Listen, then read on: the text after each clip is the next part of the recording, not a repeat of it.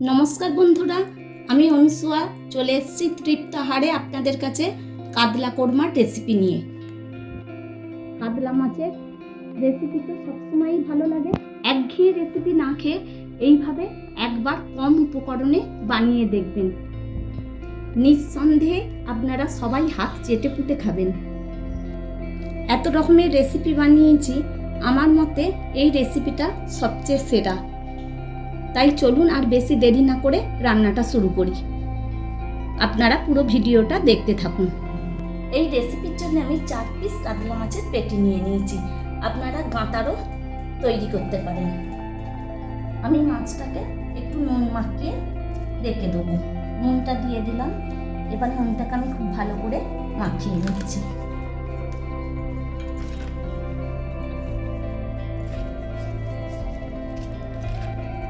আমি এই 4 পিস মাছের জন্য যে পরিমাণ মশলাগুলো নিচ্ছি সেটা আমি আপনাদের দেখিয়ে দিচ্ছি। আমি 2 রকমের বাটনা বেটে নেব। প্রথমে আমি নিয়ে নেব একটা পেঁয়াজ, কয়েকটা কাঁচা লঙ্কা, অল্প একটু আদার টুকরা, 5 কোয়া রসুন। এটার একটা আমি পেস্ট বানিয়ে নেব। মিক্সার গ্রাইন্ডার নিয়ে নিয়েছি, তার মধ্যে এগুলো আমি দিয়ে দিচ্ছি।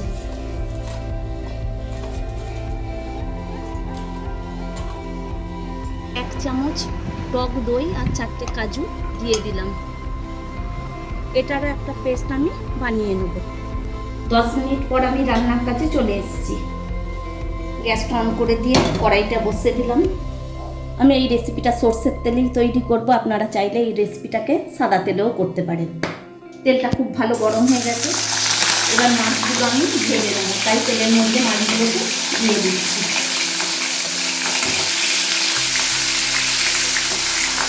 এক সাইড ভাজা হয়ে গেছে। এবার এটাকে আমি উল্টে দিচ্ছি।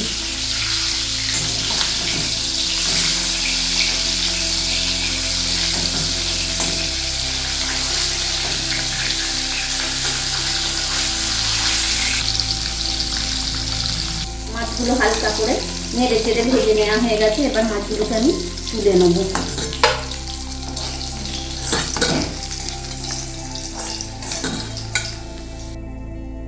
তাপটা হাই রেখে পেঁয়াজটা ভেজে নেব।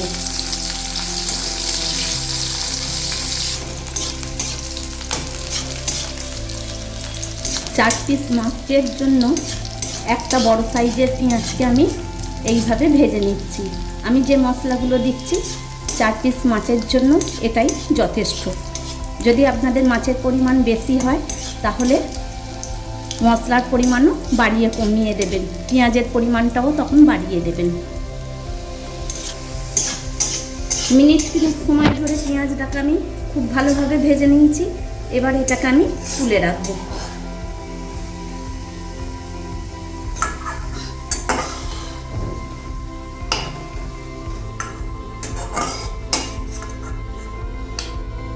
বেরেস্তা আমার রেডি। এবার ওই তেলের মধ্যেই কিছু ফোড়ন দিয়ে দেবো। নিয়ে নিয়েছি তেজপাতা, দারুচিনি, লবঙ্গ, ছোট এলাচ আর গোলমরিচ।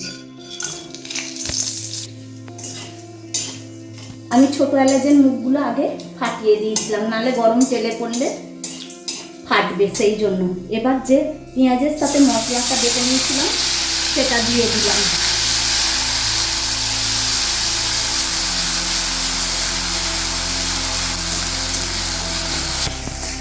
গ্যাসের তাপটা কমিয়ে দিয়ে মিনিট 3 মতন পেঁয়াজের সাথে আদা রসুন আর কাঁচা লঙ্কা পেস্টটাকে কষিয়ে নিয়েছি। এবার আমি দইয়ের যে পেস্টটা তৈরি করেছিলাম সেটা দিয়ে দিলাম। এবার সবটাকে একসাথে ভালোভাবে মিশিয়ে নেব। অল্প একটু জলও জারটা ধুয়ে দিয়ে দিলাম।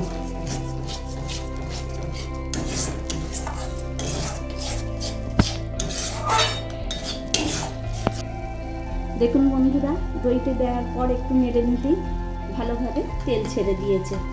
এবার এর মধ্যে আরও কিছু আমি শুকনো উপকরণ দিয়ে দেবো। দিয়ে দিলাম খুব সামান্য 1/2 টিস্পুনের মতন ধনের গুঁড়ো, 1/2 টিস্পুনেরও কম জিরের গুঁড়ো, স্বাদ অনুযায়ী নুন, টকের ব্যালেন্সটা ঠিক রাখার জন্য 1/2 টিস্পুনের একটু বেশি চিনি। এবার সবটাকে খুব ভালোভাবে আবারও মিশিয়ে নেব।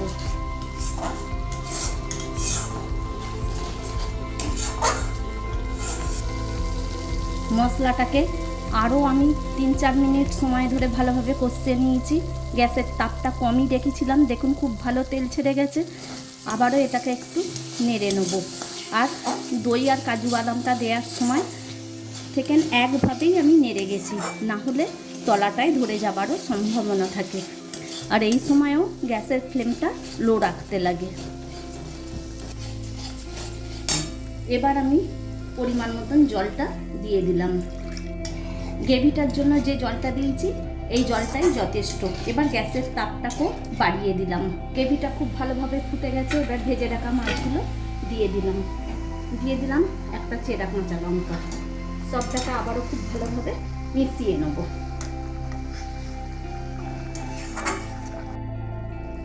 মাছটা মিনিট 3-4 সময় ধরে ফুটিয়ে নিয়েছি। এবার ওপর দিয়ে বেরেস্তাটা আমি দিয়ে দিলাম। সবটাকে আবারও খুব ভালোভাবে মিশিয়ে নিলাম।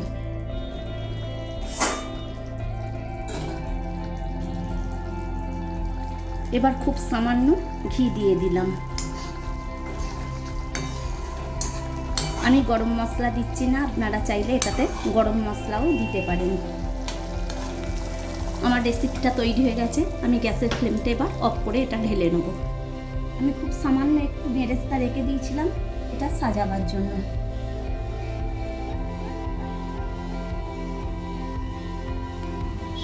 বন্ধুরা, আমার তো কাতলা কোরমা তৈরি হয়ে গেছে।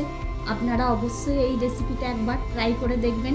আশা করব আপনাদের প্রত্যেকেরই এই রেসিপিটা ভালো লাগবে। এটা খেতে অসম্ভব সুন্দর হয়। বাড়িতে কোনো ছোটোখাটো অনুষ্ঠান হলে বা কোনো অতিথি এলে এইভাবে এই রেসিপিটা আপনারা তৈরি করতেই পারেন, নিঃসন্দেহে প্রশংসা পাবেন। কাতলা মাছের পেটি, তার উপর এই অসাধারণ রেসিপি, খেতে অসম্ভব সুন্দর লাগবে। এই রেসিপিটা ভাত, পোলাও, ফ্রাইড রাইস সবেতেই খেতে দারুণ লাগবে। বন্ধুরা, যদি এই রেসিপিটা আপনাদের পছন্দ হয়ে থাকে অবশ্যই আপনাদের কাছে আমার অনুরোধ রইল চ্যানেলটা সাবস্ক্রাইব করে দেওয়া, ভিডিওটা লাইক আর বেশি বেশি করে শেয়ার করে দেওয়া। পরের দিন আরও অন্য কোনো রেসিপি নিয়ে আপনাদের কাছে হাজির হয়ে যাব। Thank you.